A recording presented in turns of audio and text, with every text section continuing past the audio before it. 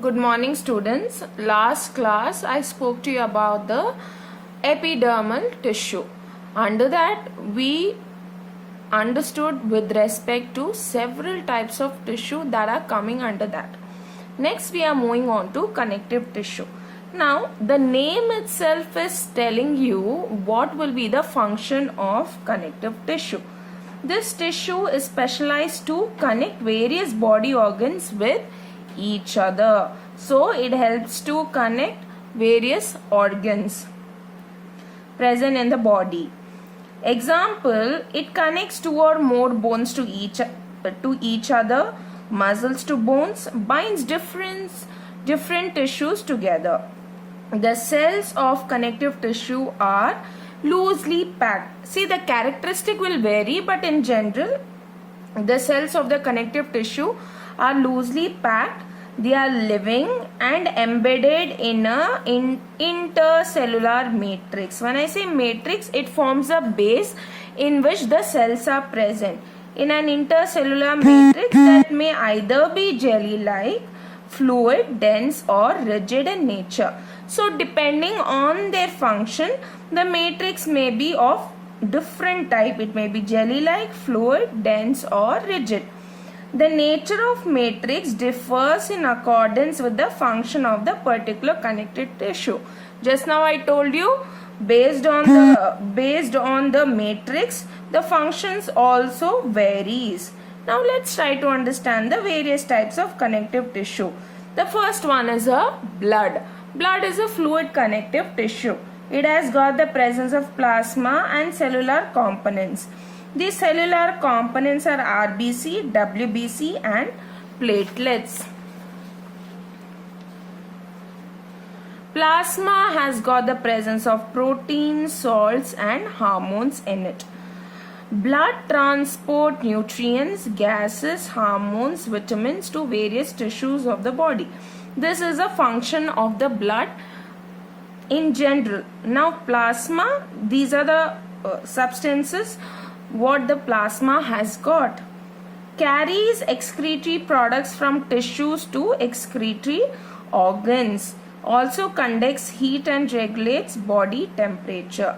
So these are the three important functions of the blood. That is transportation of the nutrients, gases, hormones, vitamins. Then elimination of unwanted substances, and also helps in regulating the body temperature. Now let's look into the cellular components. The lifespan of RBC is 120 days. It's also known as erythrocytes. And we know what is the function of RBC. It helps in the transportation of the respiratory gases. WBC is also known as leukocytes. It helps in fighting the antigens or the foreign organism that enters the body.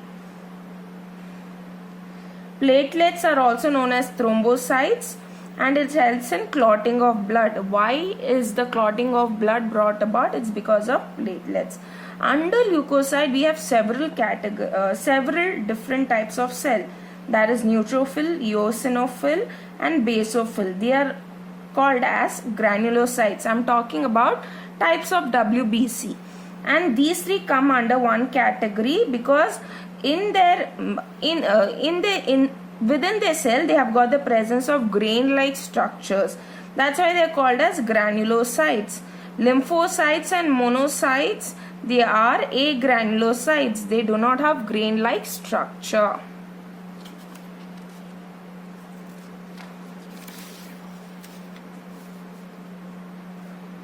Bone.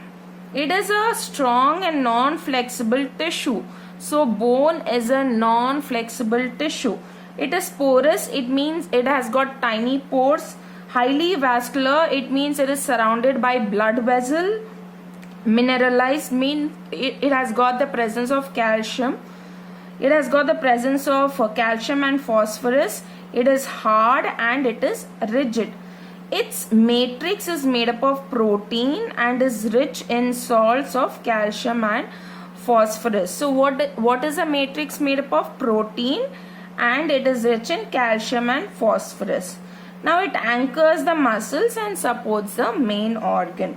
Now if you take a section of the bone, it looks like this. Now this concentric circles, what you see, is known as lamellae. It's known as lamellae, and in between that you can see this purplish structures. These are known as osteocyte or bone cell. These are also known as osteocyte or bone cell. Ligaments, they connect one bone to other bone. A ligament is very elastic and has considerable strength. So bone to bone connection is brought about by ligament, and it contains very little matrix. Tendons, they are strong and inelastic structure which join skeletal muscles to bone. So it connects muscle to bone. Okay, whereas ligament, it connected bone to bone. It is composed of white fibrous tissue with limited flexibility but great strength. So the flexibility is limited, but it has got a great strength. Next is cartilage. Specialized connective tissue having widely spaced cells. So in the matrix, the cells are widely spaced. It has got a solid matrix called chondrin, which is composed of proteins and sugars. And cartilage is present in nose, ear, trachea and larynx.